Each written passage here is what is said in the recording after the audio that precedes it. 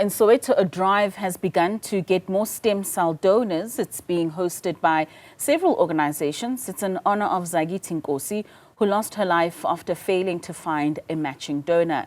Newzroom Africa's Veronica Makhwari joins us live from Soweto for the latest. So, Veronica, the Stanley and Daphne Nkosi Foundation has done a lot of extensive work, particularly in Soweto. I mean, they've also built a facility there that takes care of patients for oncology, leukemia, and other related diseases.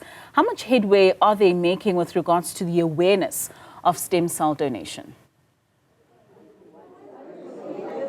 Well, thank you so much, Katlego. In fact, the very precinct that you speak of, the Zakithi Nkosi precinct, this is where I'm coming to you live from, that is centered within the Bara Hospital, the Baragwanath Hospital here in Soweto. It's not just really a precinct that honors the memory of the young 19-year-old girl who lost her life to a rare immune disorder, but it's also a hematology unit, a pediatric oncology unit. It also even has a research unit. But in regards to the headway, not only in regards to the research behind blood cancers, but the work that, of course, needs to be done, particularly in communities like Soweto, where we, of course, earlier we were speaking to some of the organizations that have spoken about the need to get advocacy work and to get donors within the communities of people of color. I'm going to actually bring in the founder, Mayor Daphne Nkosi. Thank you so much for your time on such an important day, particularly for you, but also for the precinct and in honoring the memory of your daughter.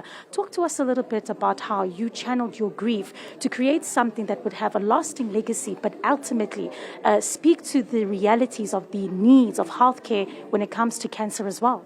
Thank you very much, ma'am, for inviting me and giving us this opportunity so that we can reach out to South Africans to talk about stem cell donations, the registration part of it, and also blood, because we know that December is International Blood Cancer Month, and therefore for us it was actually very important that we're actually involved in this. But I channeled my grief because I lost my daughter, because the medication that she needed when she had to get treatment, I had to apply, and it took long. And by the time it came, because when you have to do the only solution was stem cell transplant. And when she had to get stem cell and be compromised, it was too late. And she kept on saying, but why me? But also as a mother, why can't you trade places? You feel guilty. And therefore I channeled my grief. I came here 4 months after I buried her. And I sat down with Professor Patel, who was the head of the department at Bara at the time, so that we can give public access to stem cell transplant and a public infrastructure that can actually accommodate that. Because once you have blood cancer, you are compromised, you are prone to infections, and therefore you would need an isolation. Knowing Bara, for instance, that is always overcrowded, I felt the need to actually build something that will make me be reminded of the legacy that why Zaza had to die. Zaza had to die so that others can live.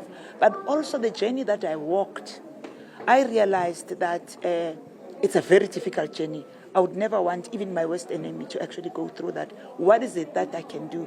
When I first came here, for the first 4 years, when I started here, I was crying every day. I still do. Because once you lose a child, you never go back to who you were before. And people sometimes don't understand that. Today is about encouraging our people to actually donate stem cell, because once you say stem cell, people think that you're going to go through an operation. It's just a swab in your mouth, and after that you sit back, you wait for the day that you are actually called to assist someone. But what is important about stem cell is not to register only.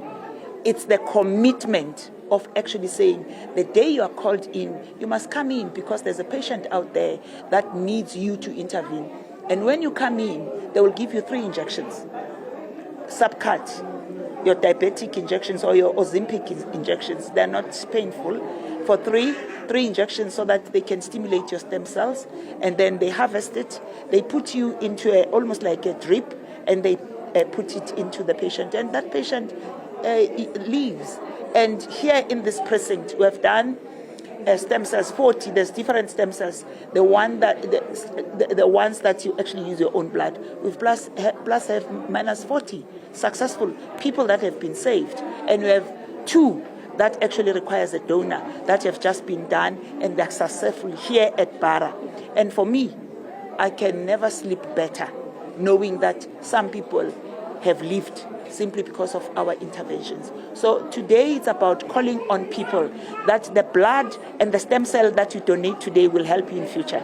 Because blood cancers are not your lifestyle diseases. It can happen to anybody, anytime, anywhere. And therefore, it's better to actually do something about it so that when it is your turn, you can actually benefit from the contributions that you've made. So I'm calling on young people from 18 to 55 to come to Maponya Mall and register.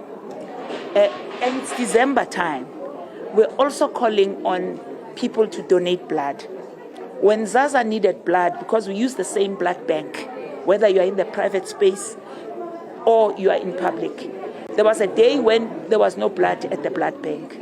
And I never slept that night. So I'm always in December worried about blood. Let's make sure that we donate blood, because people will be traveling, going home, the accidents that happen, people need trauma. You need a lot of blood. So for us, we really thank you for actually making sure that all South Africans, we know. How do you actually donate? You just click on the South African Registry, DKMS. There's an icon that says donor. And if you don't want to go there, you just tell them, you fill in a form, they actually send the swabs to your home. And then they pick it up again. But as I indicated, if you do take that decision, it becomes important that you honor it, because your match actually requires your intervention at a time when she's at, or he is at his most vulnerable. Thank you. Thank you so much, Mayor Zakithi Nkosi. They're speaking, as you heard, Katlego, not only about the importance of stem cell donation, how easy it is, a swab, but of course that needs commitment from the individual in regards to this, speaking about the process of donating, but as well the lives that one can be saved. And she spoke about, of course, as well, her grief as a mother. In fact, as you just look at the statistics alone in South Africa, more than 7,000 South Africans annually are diagnosed with blood cancer. And of that, about 33% of children, of course, will be diagnosed with blood cancers. And so it really does paint the type of picture to show you that this is something that South Africans need to get behind. And so an opportunity today at Maponya Mall to register as a donor, but also to really back an initiative to ensure that those, of course, that are in need of this do get that second chance. We had an opportunity to take a tour and a walkabout of this particular facility. We got into the different and the various units where these blood transfers are taking place, and I can tell you a state-of-the-art facility. But what is the point of a state-of-the-art facility when it does not have the resources, this of course being the stem cells, the blood donations that they need? So South African, a clarion call to South Africans to get behind this initiative to save lives and give people a second chance. Back to you, Katlego. Certainly a simple and seamless procedure, but like you say, it's very important that